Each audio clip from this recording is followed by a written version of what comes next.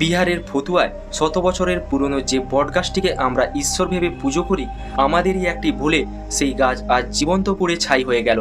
সেখানে বট সাবিত্রী পুজোর দিনে মহিলারা স্বামীর দীর্ঘায়ু কামনা করতে ওই প্রাচীন বট বৃক্ষের নিচে জড়ো হয়েছিলেন, কিন্তু পুজো করতে গিয়ে ভক্তির চোটে আমরা আসল বুদ্ধিটা হারিয়ে ফেলেছিলাম।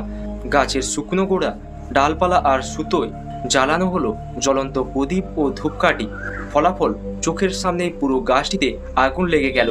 যে গাছটিকে বাঁচাতে পুজো করা হচ্ছিল সেটি চোখের সামনে পুড়ে ছাই হয়ে গেল। সবচেয়ে বড় লজ্জার বিষয় কি জানেন? সেখানে শত শত মানুষ উপস্থিতি ছিল, কিন্তু কেউ আগুন নেভানোর একটু চেষ্টাও করেনি। কেউ নিজের পুজোর থালা বাঁচাতে ব্যস্ত, তো কেউ ফোনের ক্যামেরা অন করে ভিডিও বানাতে।